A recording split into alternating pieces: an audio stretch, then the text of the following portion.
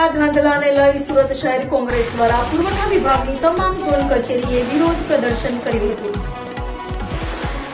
સુરતમાં ઈ-કેવાયસીના નામે સુરત શહેરના સિનિયર સિટીઝન, વિદ્યાર્થી, નોકરિયાત તેમજ શ્રમિકોને તંત્ર દ્વારા હેરાન પરેશાન કરવામાં આવી રહ્યા હોય, જેને લઈ સુરત શહેર જિલ્લા કોંગ્રેસ સમિતિ દ્વારા તેનો વિરોધ કરાઈ રહ્યો છે। સુરત શહેરમાં ગરીબ શ્રમિક પરિવારોને હાલમાં સરકાર દ્વારા ચાલતી રાશન કાર્ડ કેવાયસીની ગોકળ ગાય ગતિએ ચાલતી કામગીરીના કારણે ઘણી મુશ્કેલી વેઠવી પડી રહી છે। રાશન કાર્ડ કેવાયસીની મંદ કામગીરીના લીધે વિદ્યાર્થીઓના શિક્ષણ તેમજ શ્રમિકોના રોજગારને ગંભીર અસર થઈ રહી છે। ઈ-કેવાયસીની કામગીરીથી સામાન્ય પ્રજાને પડતી મુશ્કેલીઓ સામે ધૃતરાષ્ટ્ર બનેલ સરકારી તંત્રની આંખ ખોલવા સુરત શહેર કોંગ્રેસ સમિતિ દ્વારા પુરવઠા વિભાગની તમામ ઝોન કચેરી, જેમાં નાનપુરા ચોક, મજુરા, રાંદેર, ઉધના, લીંબાયત, અમરોલી, વરાછા, પૂણા, ફૂલપાડા ખાતે પ્રતિક ધરણા કાર્યક્રમ યોજાયો હતો, જેમાં કોંગ્રેસીઓ સાથે મોટી સંખ્યામાં સ્થાનિકો પણ જોડાયા હતા।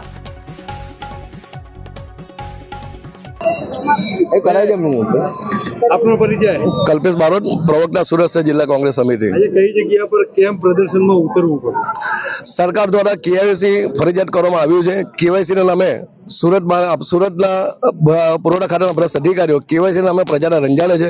સવારે 5 વાગે લોકો લાઈનમાં આવીને ઉભા રહે ત્યારે 10 વાગે ટોકન આપવામાં આવે છે। રોજના માત્ર 100 ટોકન આપવામાં આવે છે। જે ભાજપના માનીતા હોય, જે પૈસા પાત્ર લોકો હોય, એ લોકો ઝોનમાં ડાયરેક્ટ પૈસા આપે અને ટોકન લાઈનમાં કેવાયસી કરવામાં આવે છે। સ્કૂલના વિદ્યાર્થીઓ ટોકન કેવાયસી માટે આવે છે, આખો દિવસ સ્કૂલમાં રજા પડે છે। નોકરિયાત વર્ગ હોય, શ્રમિક વર્ગના લોકો હોય, સિનિયર સિટીઝનના લોકો, આપ જોઈ શકો સવારથી સિનિયર સિટીઝન, સ્કૂલના વિદ્યાર્થીઓ ભાઈ લાઈનમાં ઉભા છે, એ લોકોને ટોકન મળ્યું નથી। જે પૈસા આપે એ લોકો ટોકન આપવામાં આવે છે। વાત કરીએ તો પારદર્શક વહીવટની ને સરકાર એમ ડિજિટલ યુગમાં વાત કરે છે, આના કઈ રીતે મૂલવો છે તમે આ લાઈનને? માત્ર પારદર્શકની વાતો હોય છે। અરજદારોને ધક્કા ખવડાવવાના, અરજદાર 1 ટકા 2 ટકા ખાય એટલે સામેથી જ કે અમે પૈસા આપે તમારું કામ ઝડપી કરો। સુરતની તમામ ઝોન કચેરીની અંદર ભારતીય જનતા પાર્ટીના કાર્યકરોને બેસાડવામાં આવ્યા છે। એ લોકો ડાયરેક્ટ આ લોકોના ટોકન આપે છે, પૈસા લે છે અને ફોર્મ સ્વીકારે છે। સામાન્ય જનતાનો શું વાંક? અને આજરોજ સુરત શહેર જિલ્લા કોંગ્રેસ સમિતિ દ્વારા સુરતની તમામ પુરવઠા કચેરી બહાર 11 બાદ ધરણાનો કાર્યક્રમ આપવામાં આવ્યો છે। અધિકારી અને એજન્ટોને માત્ર પૈસા જોઈએ છે, 50 રૂપિયા લેવામાં આવે છે। શું અધિકારીને દેખાતો નથી? હવે આગળનો કયા પ્રકારનો વિરોધ હશે અને લોકોને ન્યાય મેળવવા માટે કઈ રીતે? આજે સુરતની 10 પુરવઠા ઝોન કચેરી પર સુરત શહેર કોંગ્રેસના આગેવાન ધનસુખભાઈની આગેવાનીમાં તમામ ઝોન પર ધરણાનો કાર્યક્રમ છે 11 બાર। આવતીકાલે અમે શહેરના પ્રશ્નોની રજૂઆત લઈને જિલ્લા કલેક્ટરને મળવાના છે। આજ રોજ સુરત શહેર કોંગ્રેસ સમિતિ દ્વારા સુરત શહેરના 10 પુરવઠા કચેરી આવેલી છે કે જ્યાં રાશન કાર્ડ માટે કેવાયસીની કામગીરી ચાલી રહી છે। જે કેવાયસીની કામગીરીથી વિદ્યાર્થીઓ પરેશાન છે, ગરીબ શ્રમિક પરિવારો પરેશાન છે, હેરાન છે અને દરેક ઝોન ઓફિસ પર એવરેજ રોજના 100 રાશન કાર્ડ ધારકોની માત્ર કેવાયસી કરવામાં આવી રહી છે। એ મુજબ આજ રોજ લીંબાયત ઝોન કચેરી, પુરવઠા ઝોન કચેરી જે છે ત્યાં કોંગ્રેસના લીંબાયત વિસ્તારના તમામ કોંગ્રેસના આગેવાનો, અશોકભાઈ પીપલે, યુથ કોંગ્રેસના પ્રમુખ અમારા મેહુલભાઈ દેસાઈ અને મકસૂદ મિર્ઝા સહિત જાકીર શાહ કે શકીલ મામુ, કેસરભાઈ, બધા જ આગેવાનો ખૂબ મોટી સંખ્યામાં અહીંયા ઉપસ્થિત રહ્યા છે। અમારી એક જ રજૂઆત છે તંત્રને કે તમે પણ આ પુરવઠા ઝોન ઓફિસ જોઈ શકો છો કે જે પહેલા માળે છે એને જવા માટે 1.5 ફૂટનો માત્ર પહોળાઈ ધરાવતો દાદર છે।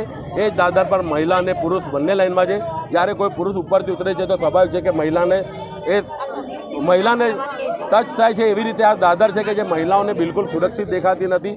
મહિલાઓ અપમાનજનક સ્થિતિમાં અહીંયા ઊભી છે।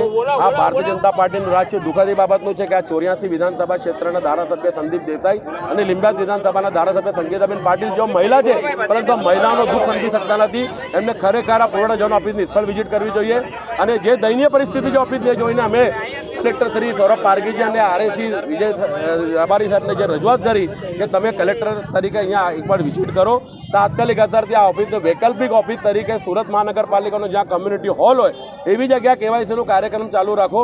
એવી રીતે વહીવટી પ્રક્રિયા કરો કે મહિલાઓને કે પુરુષોને કોઈ તકલીફ ના પડે, વિદ્યાર્થીને તકલીફ ના પડે ને કેવાયસીની કામગીરીમાં રોજના 100 જો રાશન કાર્ડ થાય તો 5 વર્ષ સુધી પણ આ કેવાયસીની કામગીરી પૂર્ણ નહીં થશે અને લોકો સાથે અન્યાય થશે। એટલે કેવાયસીની કામગીરી ઝડપી થાય, ઝડપી બને, લોકો સાથે જે ભ્રષ્ટાચાર થઈ રહ્યું છે, જે ટાઉટો દ્વારા, વચેટિયાઓ દ્વારા જે પૈસા ઉઘરાવવામાં આવે છે તાત્કાલિક અસરથી બંધ થાય, એ બધી રજૂઆત સાથે આજે લોકોના હિત માટે સુરત શહેર કોંગ્રેસના સૌ આગેવાનો અહીંયા પ્રતિક ધરણા પર બેઠા છે।